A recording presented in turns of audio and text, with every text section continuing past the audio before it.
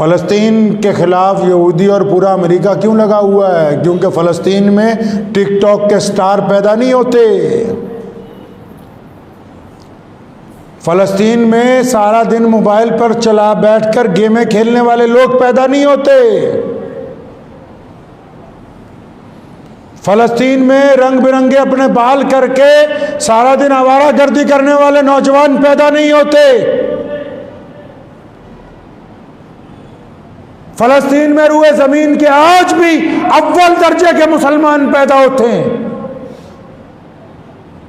जो आला तालीम हासिल करते हैं, जिनका किरदार रसूलुल्लाह सल्लल्लाहु अलैहि वसल्लम के हुक्म के मुताबिक है, जहाँ शहीद होना लोग अपने लिए फ़ख्र की बात समझते हैं, जिनकी ज़ुबान रसूलुल्लाह सल्लल्लाहु अलैहि वसल्लम का नाम लेके नहीं थकती, जो रसूलुल्लाह सल्लल्लाहु अलैहि वसल्लम के किबला अव्वल को अपनी जबीनों के साथ सजाते हैं, शहादत दे देते हैं। इसलिए पूरी दुनिया का यहूदी उनके खिलाफ लगा हुआ है। 21,000 लड़कियों ने हिफ्ज़ किया इस रमज़ान में फ़लस्तीन में। हमारे पास कुरान पढ़ने को टाइम नहीं मिला, दुआ मांगने को बेजारी है। दुनिया आज अमेरिका और यहूदी क्यों परेशान है? आप पढ़िए, बीबीसी की परसों रिपोर्ट आई है कि इनको कौन सामान दे रहा है। पता लगा कि फ़लस्तीनियों को सामान कोई नहीं दे रहा, सारा कुछ खुद ही बना रहे हैं। तो वक्त भी हो गया है।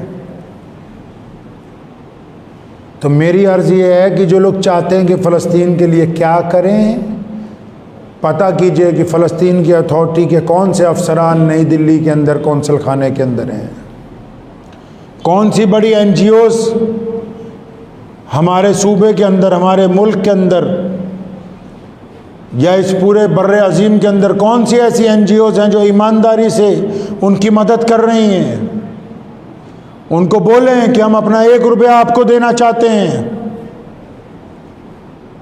उनको दें। और जो लोग हज पे जाते हैं, कोई पाबंदी नहीं है बैतुल मुकद्दस में जाने की। सुने इत्मीनान से बात मेरी, बैतुल मुकद्दस में नमाज पढ़ने के लिए सारा साल कोई पाबंदी नहीं है। मुसलमान शहदा ने अपनी कुर्बानियां दे के उसको सालिम रखा है। ये उसी को तो बंद करने जा रहे थे अभी रमजान से पहले कि दोबारा इतनी बड़ी कुर्बानी देनी पड़ी है। बैतुल मुकद्दस में कोई पाबंदी नहीं पूरी दुनिया के मुसलमानों पर जाने की।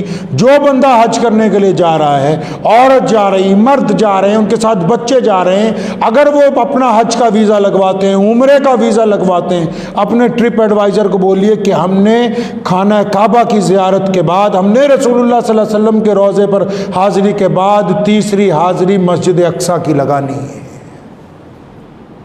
हमने किबला अव्वल में नमाज अदा करके आनी है।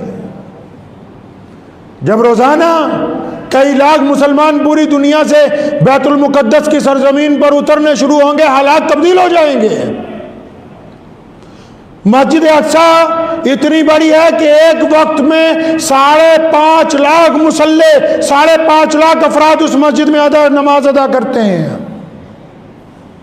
और फिर उसके साथ ही उसके दाईं तरफ मस्जिद बुराक, जहाँ से हज़ूर अकरम सल्लल्लाहु अलैहि वसल्लम का बुराक अर्श के लिए गया, वो भी वहीं पर मौजूद है। उसके अलावा मुतअद्दिद बड़ी बड़ी मुसलमानों की यादगारें जो हैं फ़लस्तीन के अंदर मौजूद हैं। तो 2 काम पल्ले बांध लें आप। सिर्फ रोने के साथ कुछ नहीं हो सकता है, कली दुआएं करने से कुछ हासिल नहीं हो सकता। अगर दुआ करनी है तो अल्लाह से कहें, या अल्लाह मुझे तौफीक दें कि मैं अपनी नेक कमाई में से फ़लस्तीन के मज़लूम मुसलमानों का हिस्सा निकालूं। मुझे तौफीक दें कि मौला करीम, जब मैं बैतुल्लाह का सफ़र करूंगा, जब मैं रसूलुल्लाह के रोज़े पर हाज़िरी दूंगा, तो बिना बैतुल मुक़द्दस में हाज़िरी लगाए हुए वापस नहीं आऊँगा। अगर हम ये 2 ही काम हिंदुस्तान के मुसलमान करेंगे तो मैं ये समझता हूँ कि किबला अव्वल की आज़ादी की ये जो जंग अल-कुदस के लोग लड़ रहे हैं, किबला अव्वल के लिए जो कुर्बानियाँ फ़लस्तीन की माएँ, बहनें, बेटियाँ, बच्चे, नौजवान दे रहे हैं, तो कल क़यामत के दिन जब वो शहदा आगे चलेंगे तो इंशाअल्लाह ताला इस मुल्क के मुसलमान शर्मिंदा नहीं होंगे इंशाअल्लाह ताला। दुआ कीजिए अल्लाह ताला मुझे भी और आप सबको भी इन बातों के ऊपर अमल करने की तौफ़ीक़ अता फ़रमाए। व आख़िर दावाना अल्हम्दुलिल्लाहि रब्बिल आलमीन।